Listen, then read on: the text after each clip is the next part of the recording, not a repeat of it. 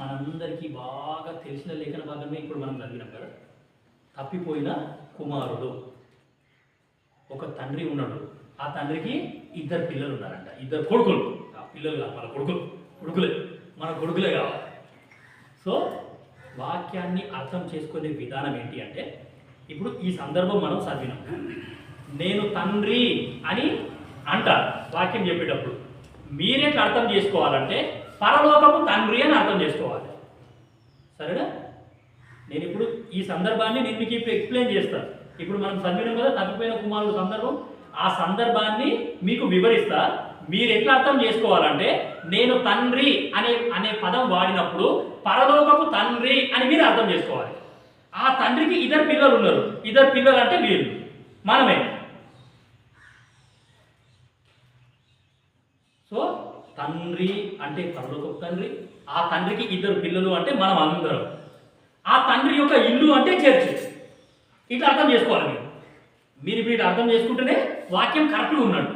లేదు అంటే యాడనో ఏదో కాలంలో అప్పుడు ఎప్పుడో అట్లా జరిగిందంట, యేసు చెప్పిండంట, అదే మాట ఇప్పుడు చెప్తున్నా నాకెందుకు కావాలి. ఇది నిజంగా జరిగిందే. యేసు ప్రభు స్వయాన ఆయన నోట్లో నుండి వచ్చిన మాట లేదు.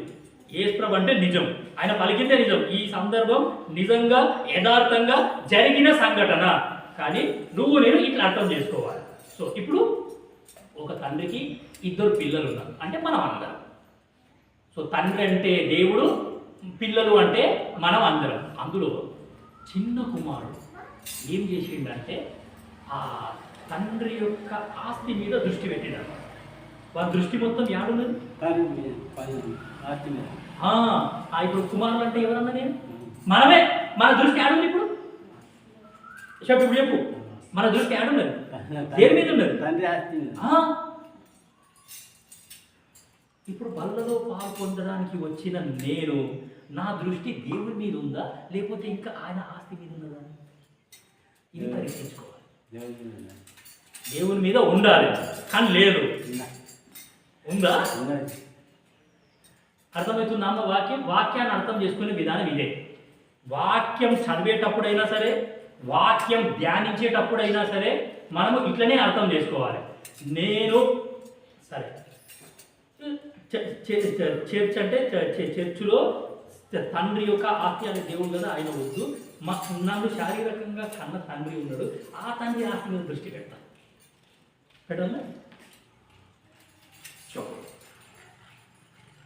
వాళ్ళలో పాలు పొందడానికి వచ్చినప్పుడు నేను పరీక్షించుకోవాల్సింది. నా దృష్టి దేని మీద ఉన్నది? నా దృష్టి దేని మీద ఉన్నది అంటే, నీకు తండ్రి అవసరం లేదు కానీ ఏం కావాలి? అవును, వెరీ వెరీ డేంజర్. తండ్రి అవసరం లేదు కానీ ఏం కావాలి? ఎట్లా తయారైనరు మనుషులు? ఇటువంటి హృదయంతో బలలో పాల్పొందితే ఏం బాగుపడతావు? ఈ రోజుల్లో గట్లనే ఉన్నది.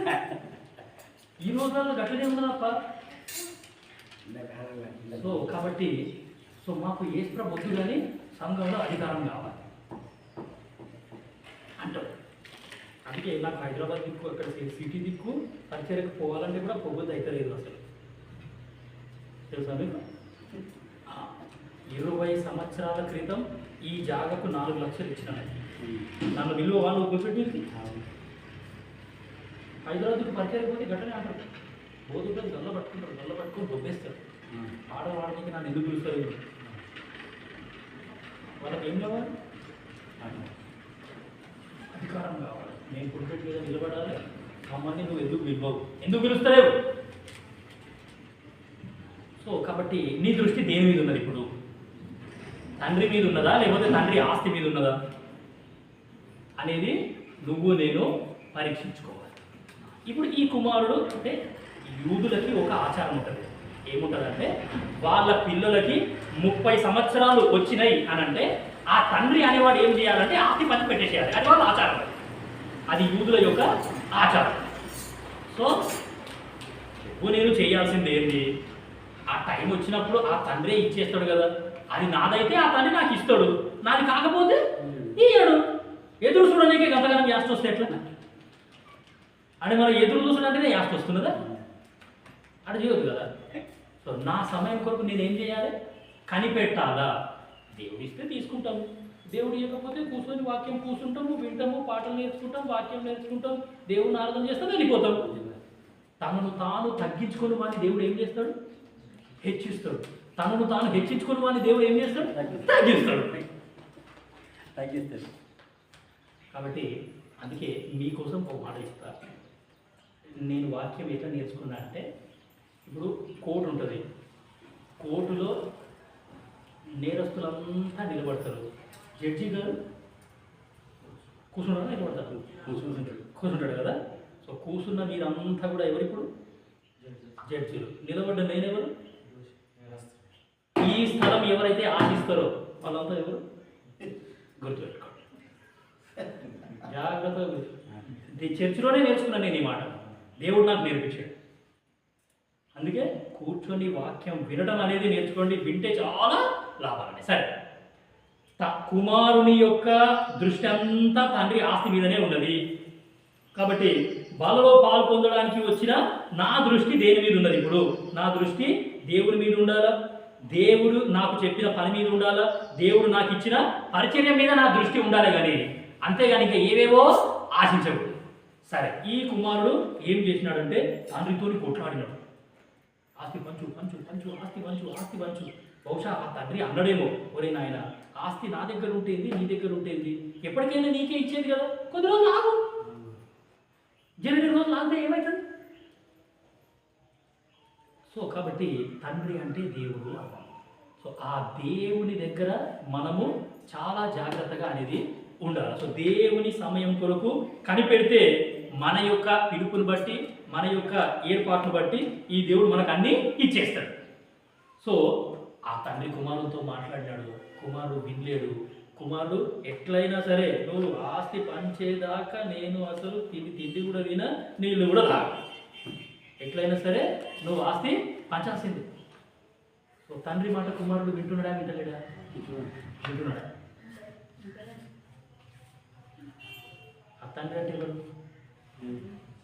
పరలోకపు ఆ కుమారుడు అంటే ఏమన్నా నేను మనం దేవుని మాట వింటున్నాం, ఆయనకు వచ్చినామా? ఇప్పుడు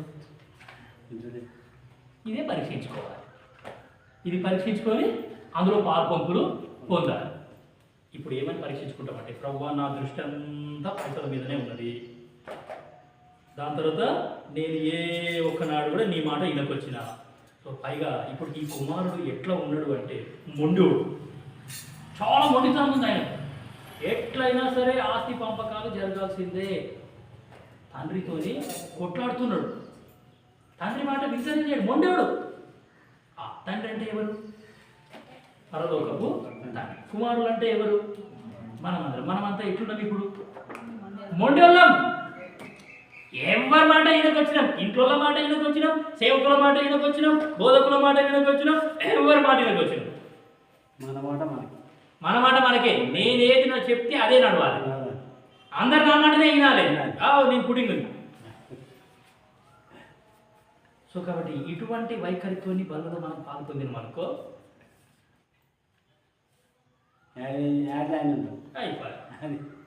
నీ లోపల మార్పు రాదు, మా లోపల మార్పు రాదు. నీది నీకే, నాది నాకే.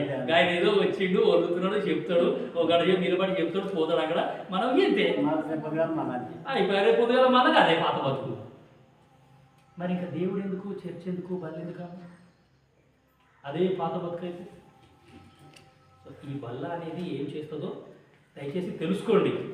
ఈ బల్ల మన లోపల నిదానంగా మార్పు తీసుకొని వస్తుంది. మీ పరలోకపు తండ్రి పరిపూర్ణుడు అని రాయబడ్డది. ఆ యొక్క పర్ఫెక్షన్లోనికి ఈ బల్ల మనల్ని తీసుకొని వస్తుంది. సో బల్ల దగ్గరకు వచ్చిన ప్రతిసారి దేవునికి నచ్చని లక్షణాలన్నీ నేను ఏం చేస్తా అంటే తుడిచేసుకొని మళ్ళా అవిటిని నేను చెయ్యాలి. కానీ ఈరోజు రేపు ఎట్లా జరుగుతుందంటే, అప్పటి మటుకు చేసినాం కదా, అయిపోయి మళ్ళీ వచ్చే వారం బలలో పాల్పొందుదాం, మళ్ళీ క్షమాపణ పొందుకుందాం, మళ్ళీ పాల్పొందుదాం. అట్లా కాదు, అది సరి అయిన విధానం కాదు. ఈ కుమారుడు సరే తండ్రి మాట వినలేడు, మొండిగా ఉన్నాడు, తండ్రితో కొట్లాడుతున్నాడు, తండ్రి ఆస్తి తీసుకున్నాడు, వెళ్ళిపోయినాడు అంట. అంటే బహుశా ఆయన ఉద్దేశం మంచి ఉద్దేశమే అయి ఉండొచ్చు. మరి ఆస్తి వంచు ఆస్తి వంచు ఆస్తి వంచు అని ఎవరైతే అంటారో వాళ్ళ ఉద్దేశాలు మంచి ఉద్దేశాలు ఉంటాయా, చెడు ఉద్దేశాలు ఉంటాయా? వాళ్ళ మాత్రం మంచిగా ఉంటుంది, వాళ్ళ మటుకు వాళ్ళకి మంచిగా ఉంటుంది కదా. మరి ఇంకోటి చెప్పిన మాట లేదు, వాళ్ళ మటుకు మాత్రం వాళ్ళకి మంచిగా ఉంటుంది, వాళ్ళకి మంచిగా ఉంటుందేమో. కానీ ఇక్కడ ఈ వ్యక్తి చేసిన పని ఏంటి అంటే దుర్వ్యాపారం చేసేటంట. అన్ని పైసలు ఒకటేసారి వచ్చేసరికి ఏం చేయాలో అర్థం కాలేదు. ఏం చేద్దాం అందరికి రాదు, ఏం చేద్దాం? ఓ మంచిగా తాగుతున్నాడు, తందనాలు ఆడుతున్నాడు, జలసా చేస్తున్నాడు, ఊరంతా తిరుగుతూనే ఉన్నాడు. ఇప్పుడు కుమారుడు అంటే ఎవరు? మనం ఏం చేస్తున్నాం? ఇప్పుడు జలసాలు చేస్తున్నాం, మంచిగా. తండ్రి ఇంటి నుంచి ఏమైపోయింది పిల్లగాడు? ఆ తండ్రి ఇల్లు అంటే ఏమన్నా? మందిరం. మందిరం నుండి కుమారుడు ఏమైపోయాడు? వెళ్ళిపోయాడు బయటికి. సో మందిరాన్ని వదిలిపెట్టి బయటికి పోతే నువ్వు చేసింది కూడా గది. తెలుసా మీకు? బయట చర్చలు ఎట్లున్నాయో తెలుసా మీకు? డ్యాన్సులు చేస్తున్నారు చర్చిలల్లో, మీకు తెలుసో తెలియదు. చర్చిలల్లో డ్యాన్సులు చేస్తున్నారు, పెద్ద పెద్దగా శబ్దాలు పెట్టుకుంటారు, తీసుకుంటే స్పీకర్లు 4-5 పెడతారు, లైన్లో పెడతారు, ఫుల్ మ్యూజిక్ పెట్టుకుంటారు, అందరూ ఎగురుడే, అందరూ దుంకుడే. వాళ్ళందరి దగ్గర పైసలు ఉన్న చర్చిలు తెలుసా మీకు? అవన్నీ పైసలు ఉన్న చర్చిలు. కాబట్టి వెళ్ళాడతారు, దుంకులాడతారు, డ్యాన్సులు చేస్తారు. ఇదే దేవుని ఆరాధించుట. ఇదేనండి దేవుని ఆరాధించుట. ఎప్పుడో చర్చికి పోతున్నావు, ఎప్పుడో చర్చికి పోతున్నావు, ఏమన్నా ఎప్పుడైనా చర్చినా మా దగ్గరికి వచ్చి చూడు, ఒక్కసారి వచ్చి చూడు అంతే. సో కాబట్టి ఈ తండ్రి ఇంటిని నువ్వు నేను గనక విడిచిపెడితే ఏమైతుందో తెలుసా? చాలామంది ఇట్లా ఊళ్ళలో నుండి చదువుల కోసమని హైదరాబాద్ పోతారు. వాడు చదువు ఏదో వాడు చక్కగా చదువుకొని మంచిగా హెబ్రోన్ సహవాసానికి పోయి హెబ్రోన్ పోయి ఇంత వాక్యం నేర్చుకోక వాడు ట్రాక్ తప్పిపోతున్నాడు, వాడు వేరే చర్చకి పోతున్నాడు. ఆ వ్యక్తి కూడా హెబ్రోన్ నుంచి పక్కకు వచ్చినోడే. దర్శనం అదే ఉంటుంది, సేమ్ దర్శనం కూడా అదే ఉంటుంది. ఓసారి వచ్చి చూడరు, అది ఏమవుతుంది అని వాళ్ళ ఆత్మీయ జీవితాలని పూర్తిగా పాడు చేసుకుంటున్నారు. రూతు గ్రంథం 2వ అధ్యాయము 10వ వచనం చూడండి ఎంత మంచిగా ఉందో దేవుని వాక్యం. రూతు గ్రంథం 2వ అధ్యాయము 10వ వచనం.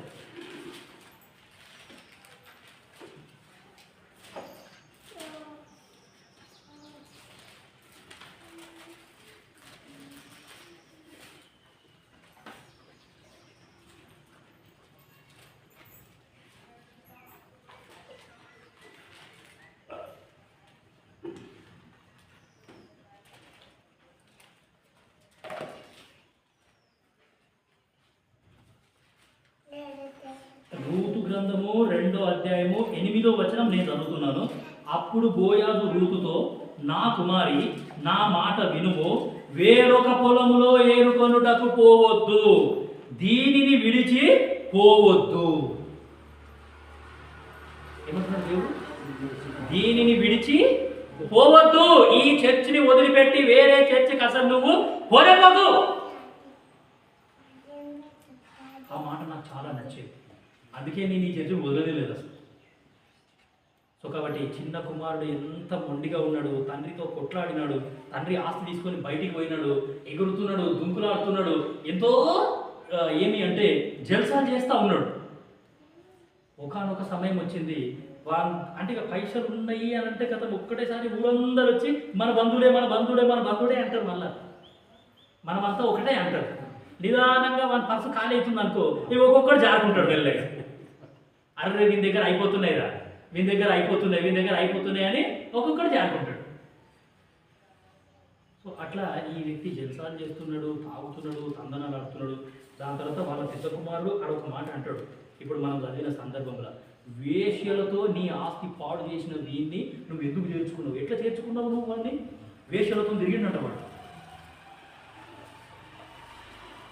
కాబట్టి ప్రియమైన దేవుని బిడ్డ, ఈ చర్చిని వదిలిపెట్టి వేరే చర్చికి నువ్వు కనుక పోయినావు అనుకో, ఆత్మీయంగా పూర్తిగా నష్టపోతావు. బైబిల్ గ్రంథంలో చాలా మంచి మాట రాయబడ్డది. పునాదులు పాడైపోగా నీతిమంతులు ఏమి చేయగలరు? నీ పునాదులను నువ్వు పాడు చేసుకున్న తర్వాత ఇక నీతిమంతులు కూడా ఏమీ చేయలేరు. నీ పునాదులు నువ్వు పాడు చేసుకున్నావు, రక్షణ అనే పునాదిని పాడు చేసుకున్నావు.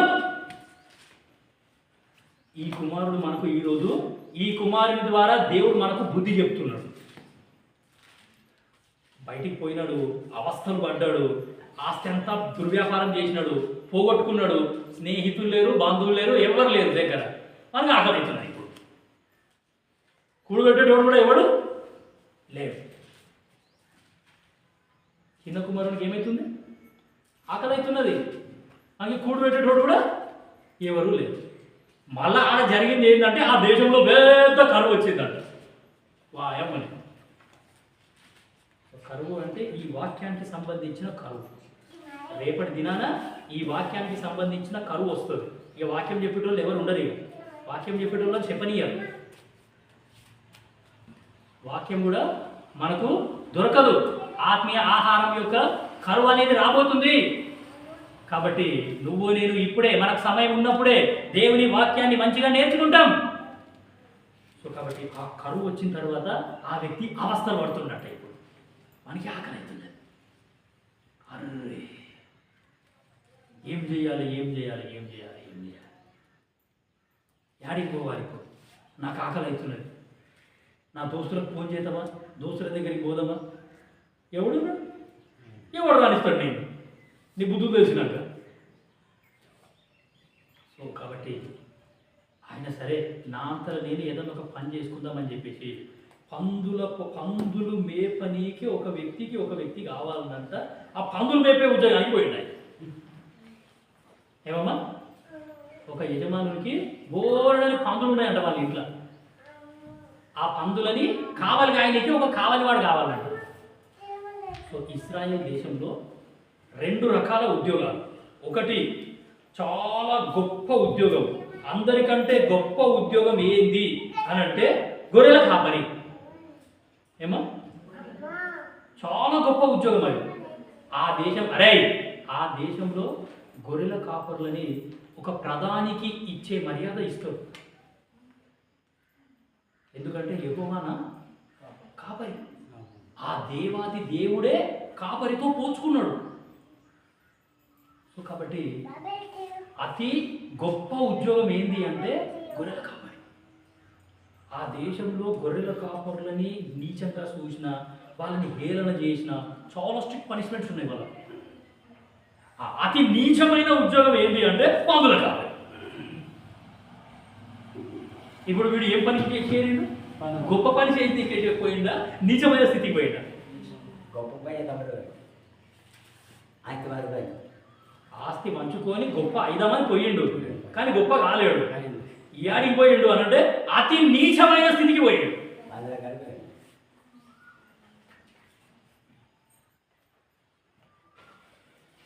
ఆ పందులేమో సమృద్ధిగా పొట్టు తింటున్నాయంట. వీనికేమవుతున్నది? ఆకలి అవుతుంది. కింద అనిపిస్తుంది. ఏం తిందాం అనిపిస్తుంది? పొట్టు. ఎంత నీచమైన స్థితికి దిగజారినామా కదా. అంటే గడ్డి తినన్నా నా కడుపు నింపుకుంటా, అంత నీచమైన స్థితికి పోయినావు నువ్వు. ఈ స్థలాన్ని వదిలిపెట్టి పోయినావు అనుకో, సరే నువ్వు యేసు ప్రభువును వదిలేసినా, ఆయన సంఘాన్ని వదిలేసినా ఇంతే బతుకు. మన బతుకింతే. ఎంత నీచమైన స్థితికి దిగజారుతాము అంటే అది నిన్ను మళ్ళా పైకి తీసుకొచ్చేటోళ్ళు ఎవరైనా ఉన్నారా అంటే అది పెద్ద ప్రశ్న. మళ్ళా అరే కనీసం ఆ పొట్టుతోని, ఆ గడ్డి పొట్టుతోని అన్నా నిన్న కడుపు నింపుకుంటా అని చూస్తూ ఉన్నాడు. అప్పుడు ఆ వ్యక్తికి ఏమి అనంటే అప్పుడు తండ్రి గుర్తొచ్చాడు. అమ్మా, ఆయన లోపల ఏమొచ్చింది అనంటే పాశ్చాత్తాపము. ఏమొచ్చింది? తండ్రి గుర్తొచ్చాడు. అరే నేను నా తండ్రిని వదిలిపెట్టి ఎంత తప్పు చేసిన, నా తండ్రి దగ్గర నుంచి బయటికి వచ్చి ఎంత పెద్ద తప్పు చేసిన. కాబట్టి నేనేం చేస్తా అంటే మంచి తీర్మానం తీసుకున్నాడు ఆయన. నేను మళ్ళీ నా తండ్రి దగ్గరికి పోతా. నా తండ్రి ఎలాంటి వాడు అంటే ఆయన నన్ను క్షమిస్తాడు. ఖచ్చితంగా నా తండ్రి ఏం చేస్తాడు? నన్ను క్షమిస్తాడు, నన్ను అంగీకరిస్తాడు. నా తండ్రి దగ్గరికి పోయి, ప్రభువా తండ్రి, అతి నీచమైన ఉద్యోగంలో నేను చేరినాను, అంత నీచమైన ఉద్యోగం కంటే నీ ఇంట్లో ఒక కూలివాడిగా పెట్టుకోనను. తండ్రి ఇంట్లో ఏంటి? దేవుని మందిరం అన్నాడు. దేవుని మందిరంలో అంటే ఇట్లా ఈ అధికారం కోసము ఆశిస్తాము అని అంటే అతి నీచమైన స్థితికి పోయిన తర్వాత నీకు బుద్ధి వస్తుంది అన్నట్టు. ఒక కూలివానిగా నన్ను నా తండ్రి ఇంట్లో కూలి వాళ్ళు ఉన్నారు, వాళ్ళు సమృద్ధిగా తింటున్నారు, దేవుని ప్రజలైనటువంటి వాళ్ళు సమృద్ధిగా దేవుని వాక్యం వింటున్నారు, సమృద్ధిగా దేవుని వాక్యాన్ని అంగీకరిస్తున్నారు, వాక్యాన్ని నేర్చుకుంటున్నారు, వాళ్ళు ఉన్నతమైన స్థాయికి వస్తూ ఉన్నారు. నేను మాత్రం ఇక్కడ వాక్యం లేదు, ఏమీ లేదు, ఉట్టి ఏం చేస్తున్నాను నేడా? ఏమి నేర్చుకుంటలేదు, నా పునాదులు పాడైపోయింది. ఒక కూలివాడిగా జీవితాంతం నీ ఇంట్లో ఒక మూల కూర్చొని నీ మాటలు వింటా, నీ యొక్క మాటలు వింటూ ఏదో కూలి వాళ్ళకు ఉన్నది నేను భుజిస్తాను అని ఆ కుమారుడి దగ్గర ఏమొచ్చింది అంటే పశ్చాత్తాపం అనేది వచ్చింది. చూడండి లూకాసు వార్త, ఈ తండ్రి ఎంత మంచి పని చేసిండో చూడండి. లూకాసు వార్త 15వ అధ్యాయము, అక్కడ మంచి మాట రాయబడ్డది. ఆ మాట నాకు తాకింది అసలు. 15:21 లూకాసు వార్త 15వ అధ్యాయము 21వ వచనం. అప్పుడు ఆ కుమారుడు అతనితో, తండ్రి, నేను పరలోకమునకు విరోధముగాను నీ ఎదుటను పాపము చేసి తిని. పరలోకానికి విరోధంగా ఈ వ్యక్తి ఏం చేసిండంట అంటే ఆ తండ్రి పరలోకం గురించి పిల్లగానికి చెప్పిండా చెప్పలేడా? ఏం సార్ నువ్వు వినలేవు కదా, నీ దృష్టి పోయింది, వేరే దిక్కు పోయింది నీ దృష్టి. ఆ కుమారుడు తండ్రి దగ్గరికి వచ్చి ఏమంటున్నాడు అంటే, తండ్రి, నేను పరలోకానికి విరుద్ధంగా నీకు విరుద్ధంగా పాపం చేసిన నేను అంటే. ఈ తండ్రి నిజంగా ఎంత మంచోడు అంటే ఆయన పిల్లలకి పరలోకం గురించి వాక్యం చెప్పినాడు, పాపం గురించి వాక్యం చెప్పినాడు, నీతి గురించి వాక్యం చెప్పినాడు, పరలోక రాజ్యం గురించి ఆయన బోధించినాడు పిల్లలకి. పిల్లలు వినట్లేదు. అసలు దేవుని వాక్యం కంటే ఇంకా ఈ ధనము, ఈ ఆస్తి, వీటి మీదనే దృష్టి పెట్టినాడు. పశ్చాత్తాపం లోపలికి వచ్చేసింది. ఆ యొక్క కుమారుడు ఏమి అంటే, ఆ పరలోకానికి విరుద్ధంగా నేను పాపం చేసిన అని చెప్పిన వెంటనే ఆ యొక్క అంటే ఆ కుమారుని యొక్క పశ్చాత్తాపం చూసి ఆ తండ్రికి నిజంగా ఎంతో సంతోషం అయిపోయింది. అసలు ఎన్ని సంవత్సరాలు ఆ కుమారుడు బయట ఉన్నాడో, ఎన్నేళ్ళు అయిపోయిందో, మరి ఆ తండ్రి పరిస్థితి ఎట్లా ఉన్నదో, అయ్యో నాకు ఇద్దరు కుమారులు ఉండాలి, ఒక కుమారుడు వెళ్ళిపోయినాడు అన్న మరు క్షణం నుండి ఆ తండ్రి కుమారుని గురించి ఆలోచించాలి. ఏమా ఏ వ్యక్తి అయినా సరే ఈ చర్చిలో నుంచి ఎవరైతే వెళ్ళిపోయినారో దేవుడు వాళ్ళ గురించే ఎక్కువగా ఆలోచిస్తున్నాడు. అర్థమవుతుందా మీకు? అట్లా వెళ్ళిపోయిన వాళ్ళ గురించే చాలా ఈ తండ్రి ఏం చేసినాడు అంటే, ఏ కుమారుడైతే వెళ్ళిపోయినాడో అప్పటి నుండి ఆ కుమారుడి గురించే ఆలోచిస్తున్నాడు. అయ్యో నా కుమారుడు ఎక్కడున్నాడు, ఎక్కడ తింటున్నాడు, ఎక్కడ పండుకుంటున్నాడు, ఏం ధరించుకుంటున్నాడు, వాడి దగ్గర ఏమన్నా ఉందా లేదా, వాడు క్షేమంగా ఉన్నాడా లేడా ఆలోచిస్తుందా లేదా? తండ్రి కన్నపానం ఊకుంటుందా? కన్నతల్లి పానం ఊకుంటుందా? ఊకోదు. నిత్యము పిల్లల గురించి ఆలోచిస్తారు. సో యేసుక్రీస్తు ప్రభువు వారు కూడా అంతే, నిత్యము మన గురించే ఆలోచిస్తున్నాడు. ఇక్కడ నుండి నువ్వు చదువు కోసం బయటికి వెళ్ళినా, ఉద్యోగం కోసం బయటికి వెళ్ళినా, ఎక్కడికి వెళ్ళినా సరే ఆ దేవుడు మన గురించే ఆలోచిస్తున్నాడు. వీరికి నేను ఒక సంఘానికి వెళ్ళమని నేర్పించినాడు, వీడే సంఘానికి పోతున్నాడు, వీడేం వాక్యం వింటున్నాడు, ఏం వాక్యం నేర్చుకుంటున్నాడు, చాలా జాగ్రత్తగా ఉండాలి. అట్లా వెళ్ళిపోయిన వాళ్ళ గురించే యేసు ప్రభు ఆలోచిస్తున్నాడు. అందుకే ఆ తండ్రి ప్రేమ ఆ కుమారుని కోసం ఎదురు చూసి మరి ఆ తండ్రి ఏమైనా తిన్నాడో లేదో తెలియదు, ఆ తండ్రి ఎట్లా ఉన్నాడో తెలియదు. ఆ కుమారుడు వస్తూ ఉంటే దూరంగా ఉన్నప్పుడే తండ్రి చూసిండట. తండ్రి చూసి గుర్తుపట్టినాడు, పరిగెత్తి ఆ యొక్క కుమారుణ్ణి వాటేసుకున్నాడు. అది తండ్రి ప్రేమ. నువ్వు నేను వాక్యం చదవకపోయినా, వాక్యం నేర్చుకోకపోయినా, ప్రార్థన కూడికకు రాకపోయినా, ప్రార్థన చేయకపోయినా ఈ దేవుని ప్రేమ మారట్లేదు. దేవుని ప్రేమ మన మీద ఆది ఆరంభ దినములలో ఎట్లా ఉన్నదో ఇప్పుడు కూడా అట్లనే ఉంది. కాబట్టి ప్రియమైన దేవుని బిడ్డ, ఎంత అద్భుతమైన తండ్రిని నువ్వు నేను నమ్ముకున్నావు, ఎంత అద్భుతమైన దేవుణ్ణి నువ్వు నేను నమ్ముకున్నావు. కాబట్టి ఆ కుమారుడు దూరంగా ఉన్నప్పుడే తండ్రి పరిగెత్తుకుంటా పోయి వాడిని గుర్తుపట్టి వాని యొక్క స్థితి చూసి వాని యొక్క గతి చూసి, అయ్యో నా కుమారుడు, నా వారసుడు నా ఇంట్లో ఉన్నప్పుడు ఎట్లా ఉన్నాడు, బయటికి పోయి ఎట్లా తయారయ్యాడు. అర్థమవుతుందా? రూపు లేదు, రేఖ లేదు, ఎంటిక పెరిగిపోయినాయేమో, గడ్డం పెరిగిపోయిందేమో, వాని ముఖం ఎక్కడ పోయింది, ఏం బట్టలు వేసుకున్నాడు, చినిగిపోయిన బట్టలు వేసుకున్నాడు. తండ్రి వెంటనే చాలా మంచి పని చేసినాడు. చూడండి, తన పని వాళ్ళు ఒకరిని పిలిచినాడంట. చదువుతారా? లూకా సువార్త 15వ అధ్యాయం 22. అయితే తండ్రి తన దాసులను చూచి ప్రశస్త వస్త్రము త్వరగా తెచ్చి వీనికి కట్టి వీని చేతికి ఉంగరము పెట్టి పాదములకు చెప్పులు తొడిగించుడి, క్రొవ్విన దూడను తెచ్చి వధించుడి. కాబట్టి ఆ కుమారుడు వస్తున్నాడు, కుమారుని స్వరం విన్నాడు. ఆ కుమారుని పరిస్థితి చూసి ఆ తండ్రి, అరే నా ఆస్తి తీసుకొని పోయి ఊర్లో నా పేరు ఉండకుండా చేసినావు, నువ్వు నా యొక్క పరువు మొత్తం ఏం చేసినావు, నువ్వు తీసేసినావు, ఊర్లో తల ఎత్తుకోకుండా చేసినావు నువ్వు. నన్ను ఎందుకు వచ్చినావు మళ్ళీ నా దగ్గరికి, నువ్వు ఎందుకు వచ్చినావు మళ్ళీ నా దగ్గరికి అన్నాడా? ఈ వాక్యం మనకు ఇదే నేర్పిస్తుంది. తండ్రి ప్రేమ ఎలాంటిది. అది ఊళ్ళో నన్ను తల ఎత్తుకోకుండా చేసిన ఊళ్ళంతా అడిగిండురా, నీ చిన్న కుమారుడు కనబడతలేడు, ఆడిపోయిండు.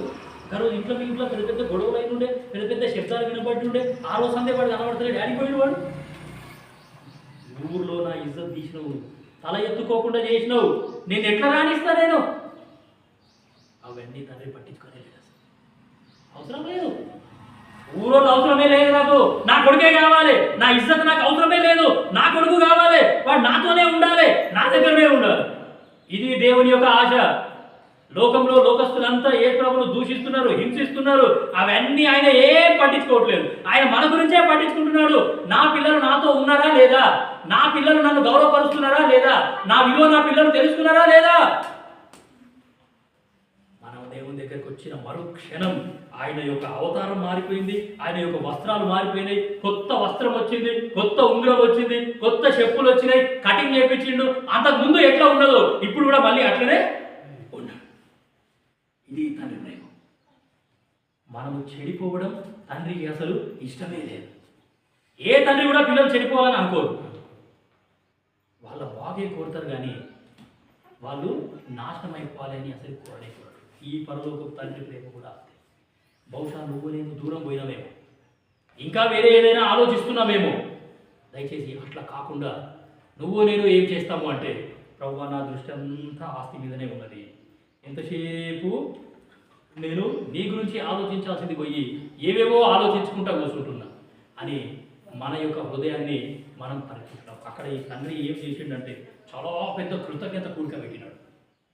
అరే వెళ్ళిపోయిన నా కొడుకు వచ్చేసినాడు, ఇంకో కూడా బతికే ఉన్నాడు, ప్రాణం పోయినుంటే అయ్యపోతుండే, ఇంకా వాని సమాధి కార్యక్రమం కూడా ఎవడన్నా చేసిండో లేదో, కుక్కలు ఎత్తుకపోయినా ఏం తినిపోయినాయో మరి. కాబట్టి దేవుడు మనకు సమయం ఇస్తున్నాడు. మనం ఏం చేస్తామంటే మన హృదయాలు మనము పరీక్షిస్తాం. ఇంకా ఈ తండ్రి గురించి చాలా విషయాలు ఉన్నాయి. సో దేవుడి చిత్తం అయితే నిదానంగా మనం చూస్తాం. తెలుసుకోవాల్సిన సంగతి ఏంటి అని అంటే, బల్లలో పాలు పంపులు పొందకన్నా ముందు నేను ఇప్పుడు ఈ తండ్రిలాగా ఉన్నానా లేకపోతే కుమారులాగా ఉన్నానా అనే సంగతి పరీక్షించుకొని మనం ఏం చేస్తామంటే ఈ బల్లలో పాలు పంపులు అనేవి పొందుతాం. మోకరించండి, ప్రార్థన చేస్తాం. దేవుడి వాక్యం దీవించండి.